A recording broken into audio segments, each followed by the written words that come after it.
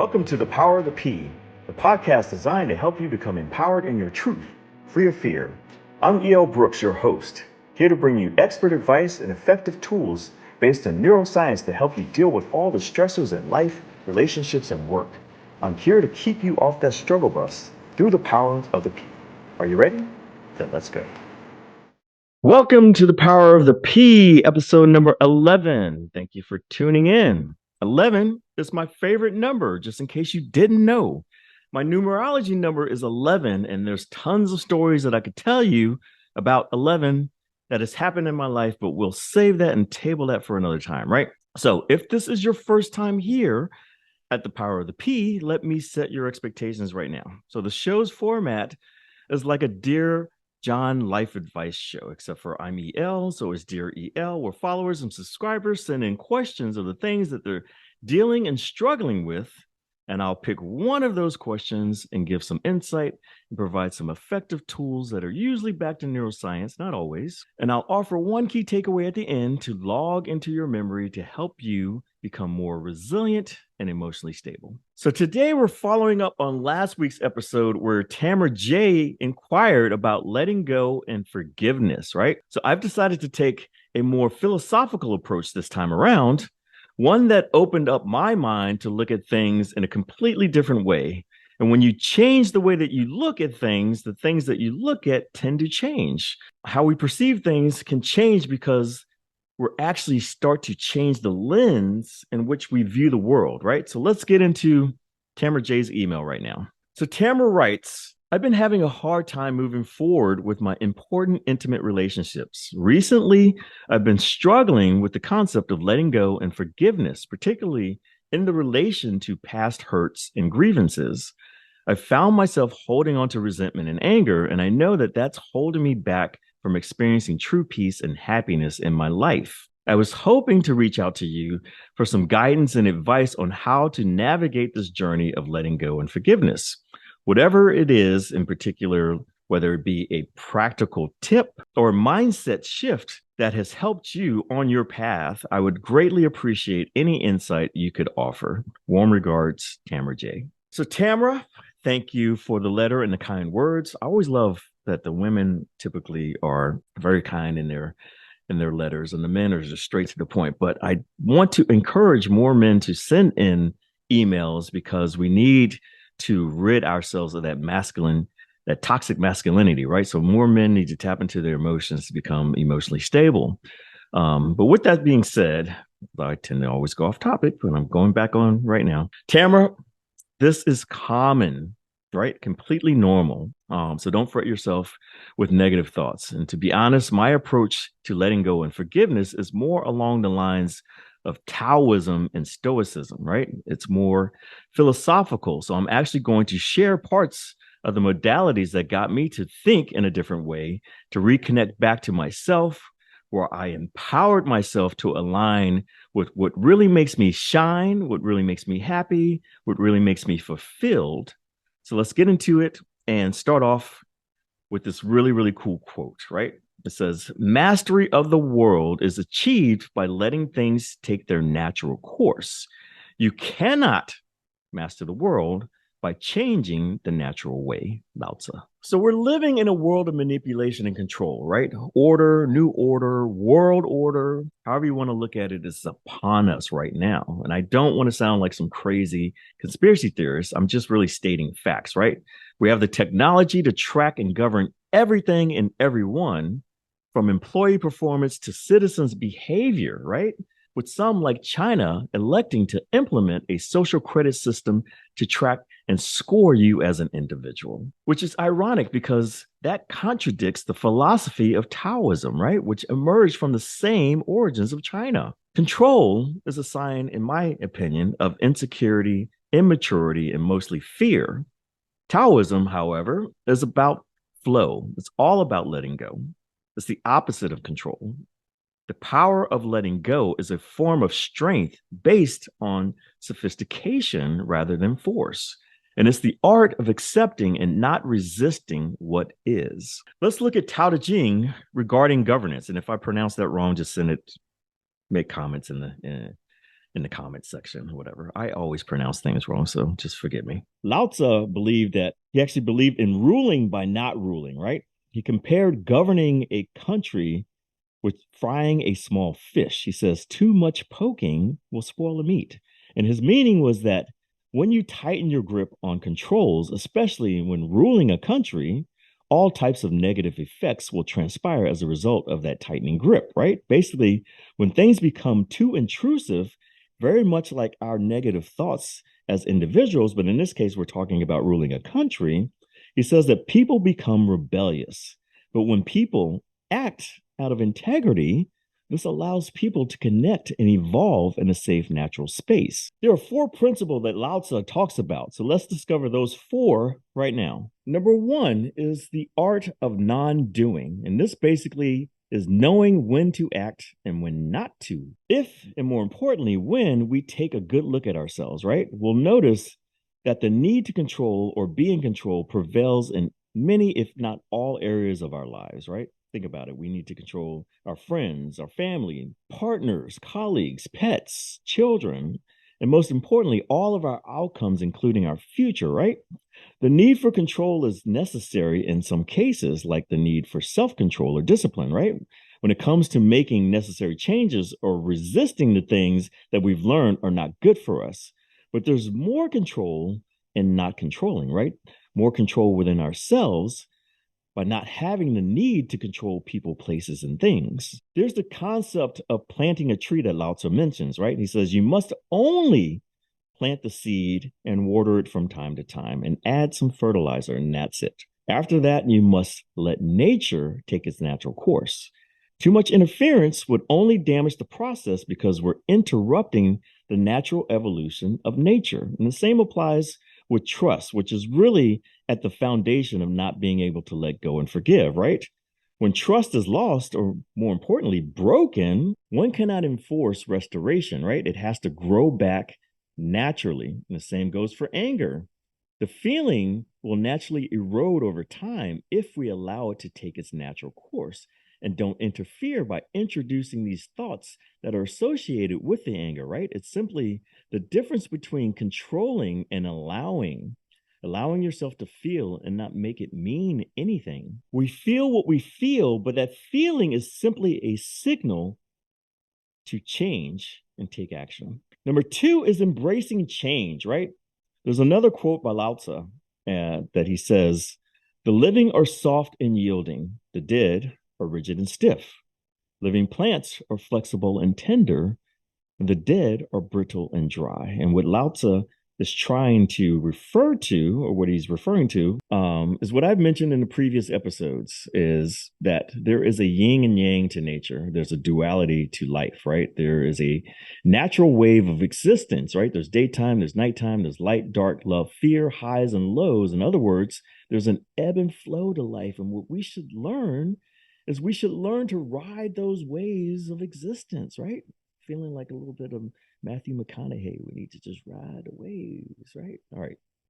Just having a little bit of fun here. The more we try to resist, the more the experience we're resisting persists in our conscious awareness. So the efficient way of living is to move and flow with the highs and the lows of your existence.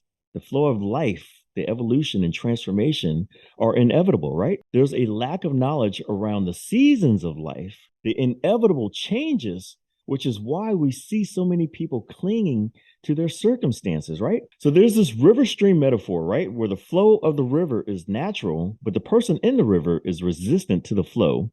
So they're holding on to anything that they can find, right? A branch, a rock, whatever the object that they find, because they're so desperate to hold their position. It's the need to feel in control, and it's the lack of trust due to comfortability and familiarity, even if that familiarity is misery, right? And in this metaphor, they're not trusting the flow of the river and the destination of the river, much like individuals who hold to their position in life because they don't trust the universe and the uncertainty that comes with trusting the universe. In the river metaphor, the individual lives a very rigid life, right? Because they're watching life pass them by, right? Because they're holding on, they're holding steady, they're holding their position. So everything's passing them by, including all of their possibilities and their opportunities, because they're too afraid to let go of the familiar and trust the unknown. And this results in missing out on a lot of things, including fun and freedom, right? It's pretty dope and pretty deep if you really think about it. So those are the ones that are holding on, right? But there's another class of people that are swimming against the stream, right? Wasting tons of time and energy because they feel a need to take a stance against the status quo, usually through extreme measures, right? But when you zoom out and you use the river stream as a metaphor, constantly holding on to something, right? Or worse, constantly swimming against the stream isn't an effective way to live, right? It's purposefully going against the natural unfolding of life. And this will inevitably cause more fatigue, more stress, more exhaustion, more burnout, and illness, right? It's the non acceptance of how things are and what is. And that is one of the biggest causes of self loathing, self pity, and victim consciousness. Most people focus on their weaknesses and shortcomings. And as I mentioned in previous episodes, that causes people to live below the line of accountability and responsibility, right? They're living in the world of blame and shame. And as we discussed in previous episodes, right? Shame is the lowest frequency, right? Or consciousness on the consciousness scale, right? Which is divided into two main sections, right? Some people refer to it as force and power, and other people refer to it as fear and love, right? And the scale is always from the lowest, most destructive of emotions, which is shame, all the way to the highest, more productive, which is enlightenment. I don't know if you can see my hand here. Enlightenment. Shame, enlightenment. There's also this concept of usefulness and uselessness, right? The two are interchangeable, so you need to know when to apply them, right? So if you live in New York City, owning a car is not very useful, right? With all of the vast transportation options and the parking situation, which is horrible if you ever have visited New York City, you know what I'm talking about, right? But however, if you live in the suburbs or the countryside on a compound miles away from the city and society, a car would be very useful in this scenario, right? So letting go has to do a lot with the circumstances that you face, right? Or the changes that are taking place. And Lao Tzu says that you need to make change an ally and embrace it and not make it an enemy. Number three is not focusing on outcomes. This is the biggest one for me, right? And the most effective, in my opinion. And it's probably had the biggest shift and impact in my life. It's similar to the laws of detachment, right? So, comparable to the Stoics, the Taoists observed that the focus on future outcomes has a negative effect on us. Focusing too much on the future brings angst, and it tends to fuel our present endeavors with an unhealthy desire for an uncontrollable result. And the more that we crave that result, the less we value the only thing that we truly have, which is the present moment. And the more that we desire the external world, the worse that we perform in the present moment. This is so important when it comes to athletes, competition, test taking, right? Public speaking is not letting the goal or the prize be bigger than the present moment. There's an old quote that talks about an archer who loses his ability to shoot when he focuses too much on the prize. And the quote goes as follows: He who is contending for a piece of earthenware puts forth all his skills. If the prize be a buckle of brass, he shoots timorously. If it be for an article of gold, he shoots as if he were blind. The skills of the archer is the same in all the cases. In the latter case, he is under the influence of solicitude and looks on the external prize as most important. All who attach importance to what is external show stupidity in themselves. And what this simply means in translation is when our minds are too far in the future, we paralyze ourselves in the present moment, and that doesn't allow us to perform at our best. So this principle applies to all areas of life as it lies as the basis of flow state, right? And when we're in flow, everything is normal. Our cortisol levels are perfect. But when we release too much cortisol in the body, right? When we have too much, now we have an abundance of adrenaline, which is not flow, right? It's actually stress, which is really chaos. The fourth and final principle that we'll talk about today is letting go of excess, right? In a society that is built on hierarchy, we're conditioned and programmed to believe that being at the top is the best position. It's more preferable, right, compared to lower status. This is a collective conclusion. So there's a collective aversion to being at a lower status or being identified in a lower state where we're comparing, right? No one wants to be associated with being less than, which is why the majority of people feel not good enough, right? But there's this other principle and philosophy that some say that the tallest trees catch the most wind, causing them to sway a lot. So it takes tremendous effort for them to stay in position, to stay firm, to stay steady and stable. Much like in life, life at the top can be more exhausting because everyone wants to take your position. It's far more stressful than the lower regions, right? Where you can live a more obscure world and have more privacy, less stress, less competition, and more importantly, more peace. There's another saying, right? That a bird that nests in the forest wants no more than one branch. And a mouse that drinks from the pond drinks no more than a bellyful, right? So if we aim for what we need and let go of all of the other excess, right, we can prevent our possessions from becoming our prison cells, which allows us to travel light. And to me, that is so damn profound and so deep. Epicurus observed as well that the basic necessities for life are easy to come by, and that living moderately is the key to happiness. It's the path that's easy and sustainable, right? And those who use moderation are already on the path to the Tao. And when we stop striving, we give nature space and the universe to unfold. And this allows us to be loose and flexible instead of rigid and brittle. So, Tamra, the power of letting go, means that we float along the stream, right?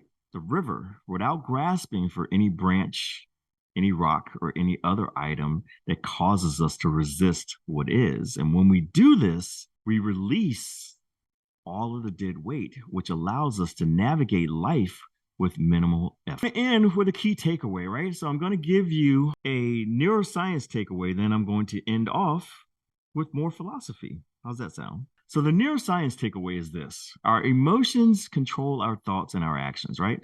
And our negative emotions are the result of things that have happened to us in the past, right? Our past pain informs our future fear.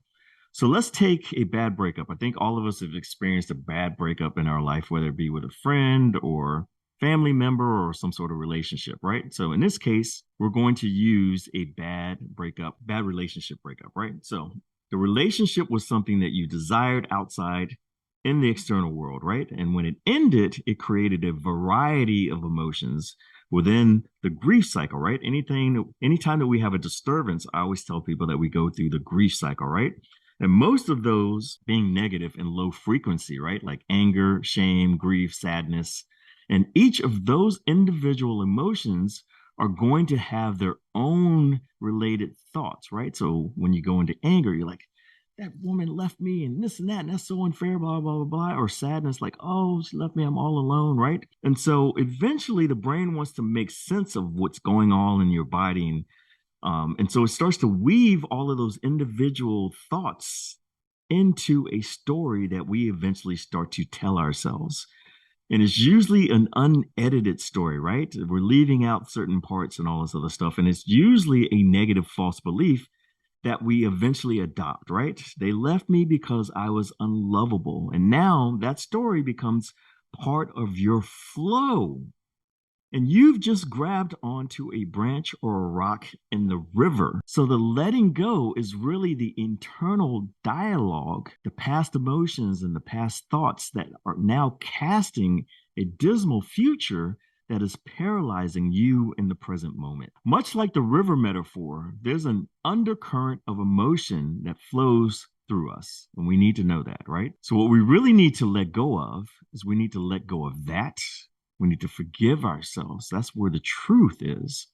We need to let go of the negative emotional patterns that we are carrying within ourselves, right? Our thoughts are influenced by our emotions. So, this is the river that we need to be in flow with. There's another quote that says, perfection is achieved not when there is nothing to add, but when there is nothing left to take away. So sometimes finding peace in life means letting go.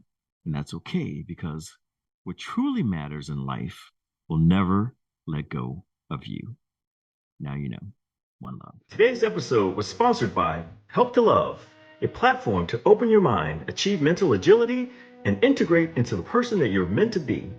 With a wealth of resources and expert advice at your fingertips, Help to Love makes prioritizing your mental well-being easier than ever.